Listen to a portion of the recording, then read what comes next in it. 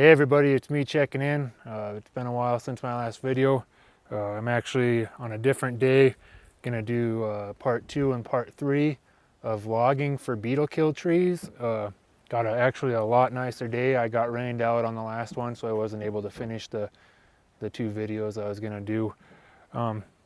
Before I get started, I've been in the area where the beetle kills have been through several years ago.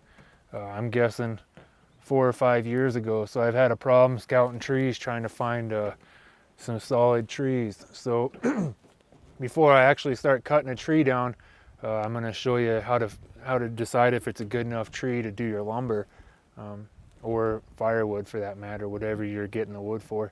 I tested 3 trees, 3 really big trees here, and only one of them was good. So go ahead and get started on that. You're going to want your falling axe, and I introduced this one earlier. This is just a one that I bought at auction for $5, and I'm going to show you how to do a plunge cut on the tree. So say you did your axe test, which I'm going to show you, and it looked halfway decent. The next step to do, if it's an iffy tree, you don't want to waste your time falling a tree that could be bad, so you'll want to do a plunge test. So what I'm going to do here, I know this tree over here isn't the greatest of trees. It would be an absolutely awesome tree if I was here 3 years ago. There's a dead giveaway that it's probably a bad tree. When you look at it, there's some lichens growing on it. Actually, those aren't lichens, but in Montana we call them conchs, I guess. I'm not sure what the proper name is, but a dead giveaway for rot in the tree is these right here. This is a fungus, so that means that the wood's punky and it's been able to seed in there. So that's unfortunately, I mean, you can see how big this tree is. It's easily over 2 foot. It might even be 2.5 foot wide. I mean, it's an absolute behemoth of a tree. I was really disappointed to see it was rotten. So what you want to do is just take your falling axe and peel this bark away. See, I'm even getting fungus inside the bark. That's not good. You get in here, more fungus. And once you get to the core of the tree, you want to stick your axe blade in there. See how that's kind of flaky? That's not good. That means it's that's spongy. It shouldn't flake like that. You shouldn't even be able to stick your axe in. See that? It's moist and it's grainy. It's really bad. So say that you passed that test, but you're still kind of on the fence. We'll set you up somewhere over here so you can get a good view. The next thing you're going to want to do is fire up your chainsaw and do that plunge test I was telling you about. So when you do this, you got to be careful. This is a really good way to get kickback from your saw. So it's something to keep in mind. What I'm going to do essentially is take my chainsaw. I'm going to start it in the area that's not a kickback zone and clear it. Once I get past the kickback zone, I'm going to drive the saw in there. And what I'm looking for is the consistency of the chips that the saw throws out. So I'll go ahead and fire this up, and then we'll take a look at it. You can see this is a 24-inch bar.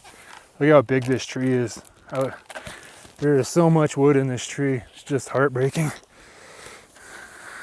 I guess that's what, I don't know if you use heartbreaking when you're a sawyer, but anyways, it's pretty disappointing that much tree is going to waste. I mean, it's not even good for firewood.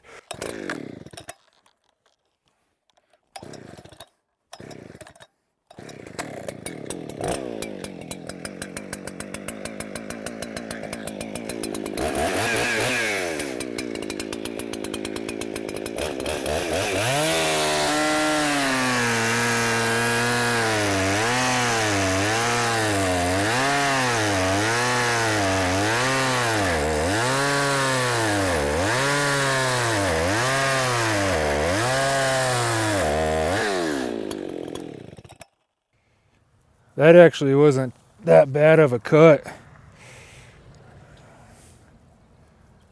I don't know. It might have just been where I was, because I know this is punky right here. You can see by the color of the bark chips that it's got a light color to it, which means there's still pine resin and stuff in there. The mold hasn't really got in that bad. It might be just the surface. Yeah. But anyways, that's how you do a plunge cut. I don't think I really want to invest a bunch of time in this tree, at least not right now, because it does look bad right here. And if you're gonna make countertops out of this, and you're bumping up against the edge and stuff, you want a good firm edge, and that's definitely, I can put my fingernail in it. So I'll move over to the next tree that I know is good, which is odd because I'm pretty sure these trees died around the same time. So one's good and one's not. But you also want to do a sounding test if you got a bad tree. You want to confirm, if there's a good side or a bad side, because that'll, in some cases, that might delineate where the tree falls. It could take off on you if you got a really weak side and you cut on the strong side and this and that. It's kind of an art. So this is the tree that I'm going to be working with. You can see there's another tree behind it that looks good. And then up the hill, there's like 2 or 3 really big ones that I might get into later on. So I'm going to go ahead and stop the video here in a second. You can see this is another 24. You can see I've already been up here cutting on it. And when you look at it, see how I can't even stick the tip of my axe in there. And when it comes off, it's not stringy like string cheese. And there's no, see how that is? You can even hear it pull.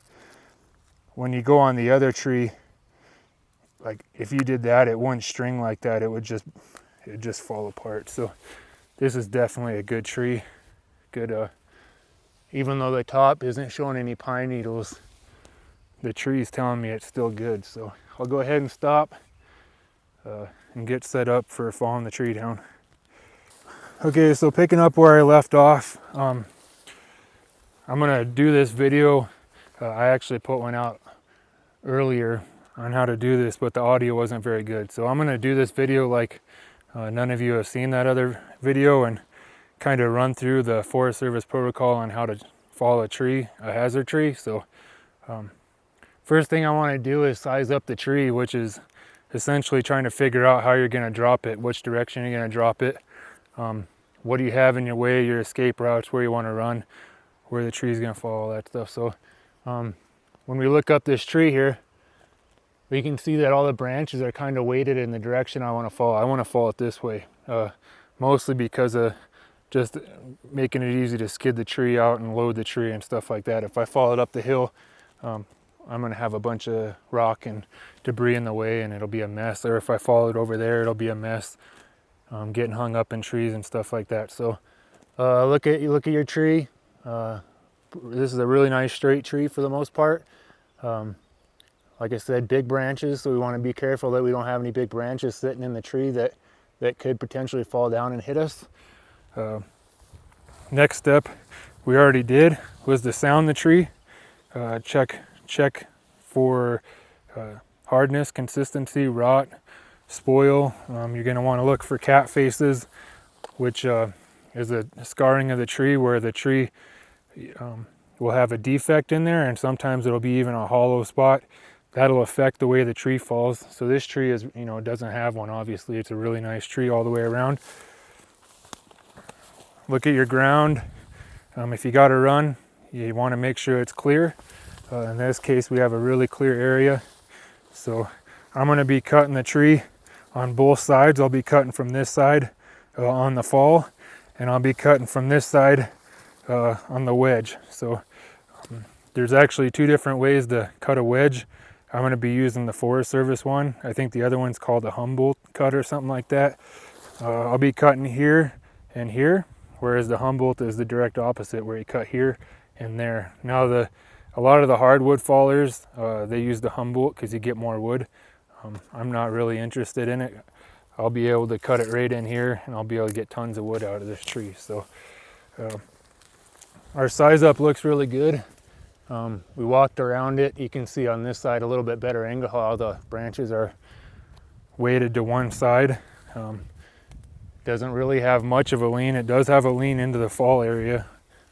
So I don't know if you can see in the video, it kind of leans this way, which is perfect for what we want to do. The next step is going to be to go ahead and put our wedge in, to cut our wedge. So I'm going to stop the video. I'll set you up so you have a nice angle to see how I put the wedge in, and then we'll go ahead and resume from there. So, all right, now where I'm at, there's actually quite a bit of traffic. It's kind of a main road, so you want to be aware of that.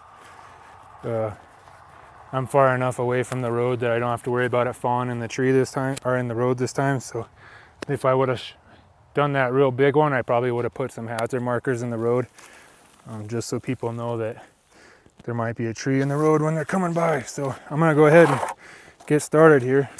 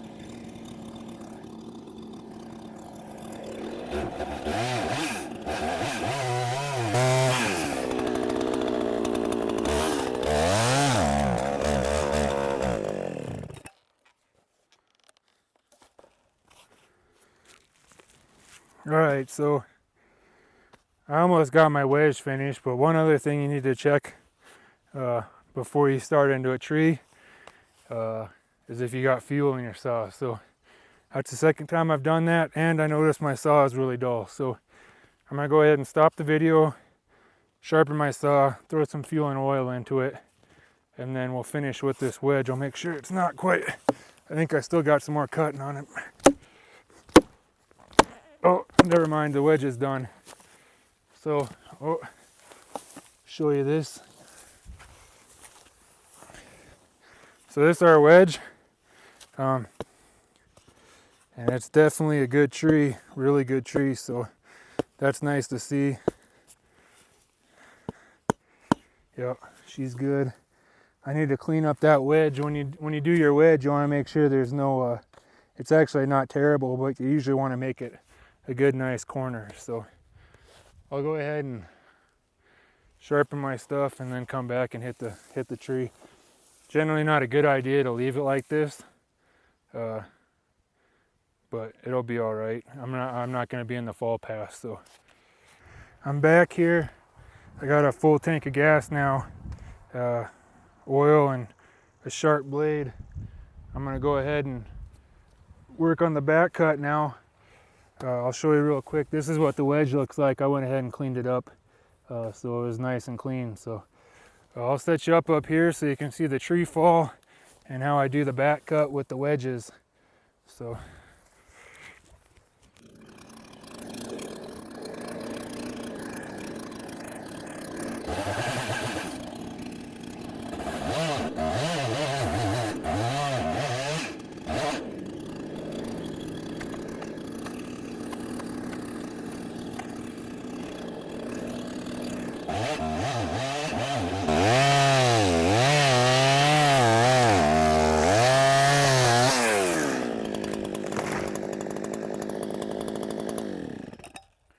So one thing you'll notice is I stayed on it with the saw kind of while it was falling, and that's just so I get a clean break. Sometimes with these bug killed trees, it'll barber chair out and like little pieces of wood will pull out of the center of the tree, and if you're making bar tables, you don't really want that. So the next thing I'm going to do, I'm going to clean up the butt so it's flush, and then I'm going to measure out for my lumber. I want to do 12-foot 6 slabs.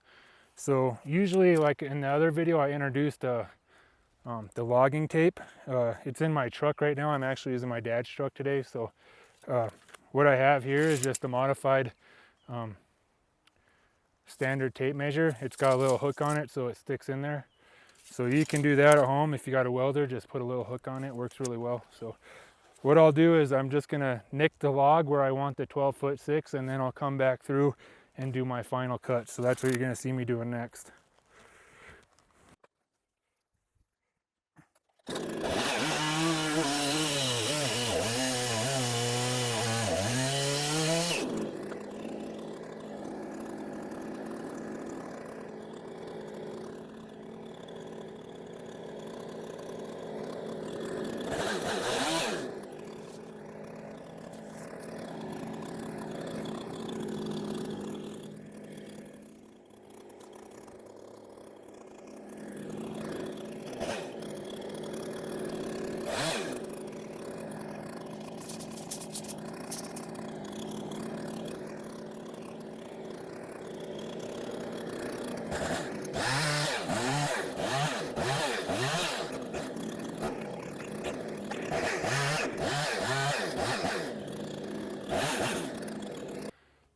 All right, so that's the tree.